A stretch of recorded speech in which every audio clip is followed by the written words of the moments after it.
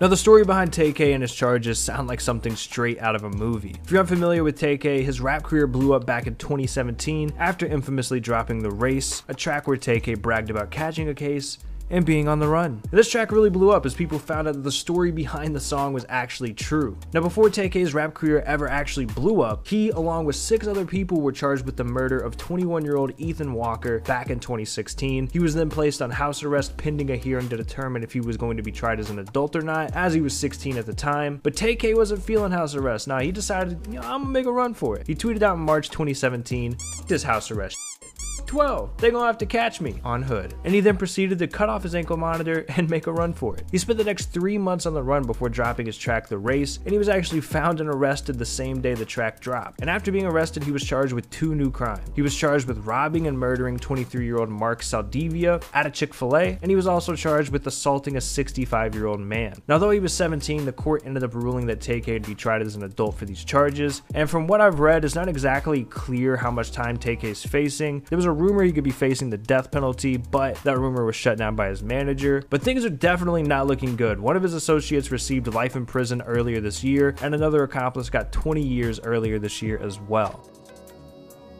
Now, Max B was on track to be a very influential rapper back in the mid-2000s until he ended up catching a case that would land him in prison for 75 years. Now, Max B is most known for popularizing the term wavy and a couple of different mixtape series that he had, like $1 Million Baby and Public Domain. But let's talk about what led to Max B being locked up for 75 years. According to authorities, back in 2006, Max B sent his ex-girlfriend and his stepbrother to rob 2 guys in a Holiday Inn. The robbery ended up going south. One of the victims of the robbery ended up being shot and killed. And about a week later, Max B's ex-girlfriend, his stepbrother, and himself were arrested and charged. The process for the trial went on for a few years, but in 2009, Max B was found guilty of murder, conspiracy, and robbery charges. And just a few months after being found guilty, he was sentenced to 75 years in prison. Now, recently, we've seen French Montana reach out, try to help Max B appeal his conviction. Max B was denied multiple times over the years, but in 2016, Max B was able to take a plea deal and have his sentence significantly shortened. Wiz Khalifa even tweeted out in 2016 saying Max B is coming home, sentence got shortened, looks like the gang will be working with the wave. So although Max B was sentenced to 75 years,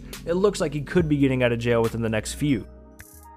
Now, I know 6ix9ine isn't a rapper, but he's been affiliated with so much throughout rap history. I just feel like he fits on this list. And it looks like 6ix9ine's long, infamous history in the rap game has finally come to an end, with him being sentenced to 28 years in prison in October of this year. So 6ix9ine has had a long history with jail dating back to the late 1980s, and he's never really cleaned up his act, with him going in and out of jail from then until his most recent 28-year sentence. Now, I could make an entire video on all of the charges 6ix9ine has picked up over the years, but let's just focus on this latest one. So back in 2015, 6ix9ine was involved in a hit and run incident that left a guy named Terry Clark dead and sent another man to the hospital. Now, at the time, this was a highly publicized incident because it involved the filming of Straight Outta Compton, and according to witnesses, 6ix9ine followed these 2 guys to a nearby burger stand after an argument occurred on the set of Straight Outta Compton.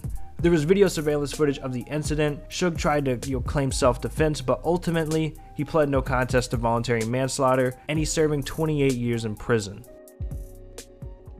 Rondo No. 9 is a rapper from Southside Chicago. He was coming up during the drill movement in Chicago. He was also a part of Lil Durk's crew OTF before catching a murder charge back in 2014. So Rondo was 17 at the time when he was arrested and charged with the murder of Javon Boyd, a taxi driver. And this was apparently retaliation for another incident. He was charged with first-degree murder and had a $2 million bond at the time. Police ended up having fingerprint evidence and video surveillance footage of the incident. He ended up being convicted back in 2016, and he was sentenced to 39 years in prison at the age of 19. Now, Lil Durk actually claimed earlier this year that Rondo could possibly be getting out of prison by the end of 2018. Durk tweeted, "If I told y'all No. 9 would be home this year, would you believe me?" No, Durk, I would not believe you. But Lil Durk told Billboard, "I want to set up a good future for Rondo. We've been back and forth with lawyers on his appeal, and it's looking really good. He's going to get out soon." And I mean, I guess it's good to stay positive, but with the amount of evidence that the police had on Rondo, I just don't see any situation where he's getting out of prison significantly early.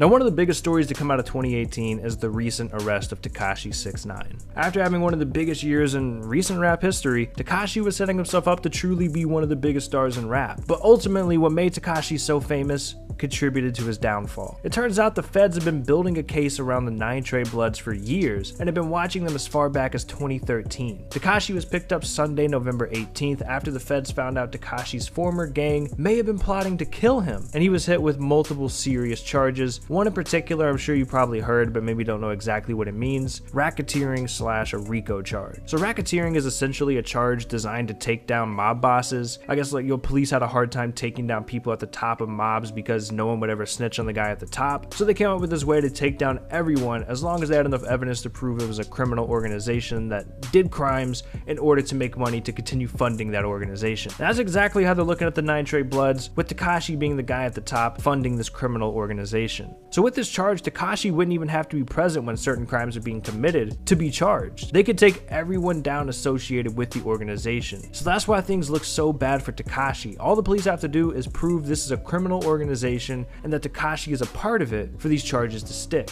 And over the last year, Tekashi has built a brand around being a Blood, specifically Treyway, and we saw Tekashi go into the Breakfast Club right before he was arrested. In that interview, he claimed, Treyway was something he just made up, didn't have anything to do with the gang. He also said that he fired everyone on his team, that he isn't affiliated with them. So Tekashi may have seen this coming, but it looks like it might be too late. Tekashi is facing 32 years to life in prison, and it's honestly going to take a miracle for him to dodge these charges.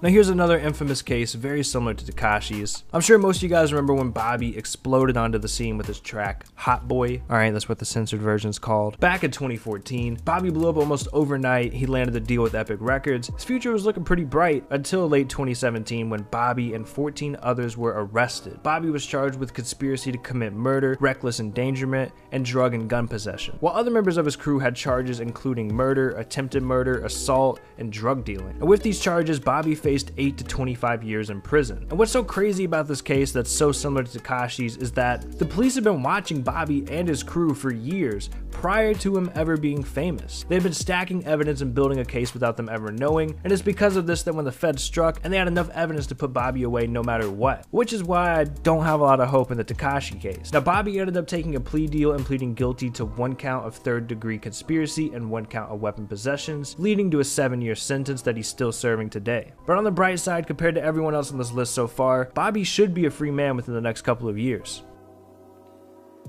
Similar to Suge Knight, Gucci was no stranger to jail throughout the years, but there was a couple of cases in particular that could have led to Gucci facing 20 years to life in prison. The first one was back in 2005. Right when Gucci was dropping his debut album Trap House, he turned himself into police when a body was found behind a middle school, and Gucci was then charged with murder. So this is what happened. While Gucci was at some chick's house, 5 men, 3 of them dressed in all black, busted into the apartment and began threatening to shoot Gucci, punching him and pistol whipping his friend. Gucci then fired shots in self-defense, killing one of the attackers whose body was found behind a middle school. Now, of course, with a murder charge, Gucci was facing serious jail time, but surprisingly, the charges ended up being dropped due to insufficient evidence. Now, Gucci claimed self-defense and he even had a witness that was there that backed up his story. But there was an even more recent case that almost landed Gucci a 20-year sentence. This was back in 2013 when a friend of Gucci's actually called the police for help because apparently Gucci was acting erratic and crazy. When the police showed up, they ended up finding weed and a handgun on him, and obviously cops finding weed in the gun is never a good thing, but it was even worse for Gucci because he was a convicted felon, and this is what led to Gucci facing 20 years in prison. Now, Gucci ended up being charged with 2 counts of possession of a firearm as a felon, and once again, surprisingly, Gucci was able to get a plea deal where he pled guilty to possession of the firearm and only had to serve 3 years in prison, with him being released back in May 2016.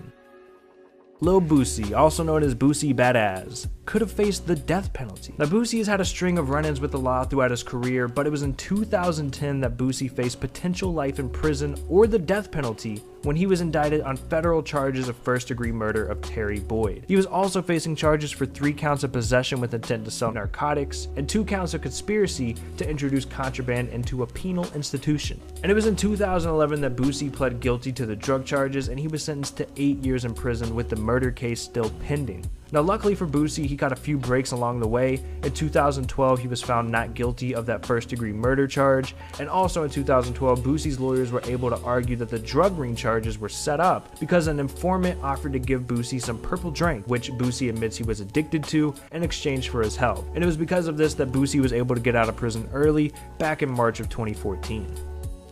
Nowadays, Snoop is known as the laid-back, pothead uncle to everyone in the rap game, but it seems like a lot of people forget that back in 1993, before Snoop dropped his debut album Doggy Style, he was facing serious time in prison for first and second degree murder charges. Apparently, Snoop and his bodyguard got into an altercation with a supposed rival gang member, and that altercation led to Snoop's bodyguard shooting and killing a guy named Philip Waldermerum. Now, although Snoop didn't fire the shot himself, he was driving the car they were in, so he was also hit with murder charges. The case lasted multiple years, and it wasn't until 1996 that both Snoop and his bodyguard were acquitted of the murder charges. But the battle wasn't over for Snoop because he ended up being tried for voluntary manslaughter and accessory to murder, but both of those charges ended in a mistrial. Now what's interesting about this is that on Snoop's debut album Doggy Style, he had the infamous song Murder Was the Case, but he actually made that song before he ever actually caught the case. And Snoop has spoke about this, saying that he felt like making that song spoke that case into existence, and that's something that he tries to avoid doing now. Similar to Snoop, with Jay-Z being so solidified in the game, it's crazy to think that at one point earlier in his career, he was facing 15 years in prison. So this went down back in 1999. Jay-Z was attending Q-Tip's solo album release party, and at the time, Jay-Z believed that record executive Un was behind the bootlegging of his album Volume 3, and he confronted him about it at this party, allegedly stabbing him. Jay-Z ended up surrendering himself to police the next day, and he was placed under house arrest, and that's where he was facing 15 years in prison. Now, Jay-Z ended up hiring a lawyer, Murray Richmond, and he was known as a lawyer for prominent mobsters in the 70s and the 80s. And this lawyer was able to work a little bit of magic and got Jay-Z a plea deal, with him only serving 3 years of probation instead of the 15-year sentence. So Jay-Z pled guilty to third-degree assault, took a plea deal, and was able to remain a free man. And honestly, I can't imagine what rap would look like today if Jay-Z ended up being in prison for 15 years. Hopefully you guys enjoyed the video. If you did, please make sure you drop a like on it, subscribe to the channel if you guys are new, and of course turn on those notifications, man. It's been Lyrical Up. I'll catch you guys later. Peace out.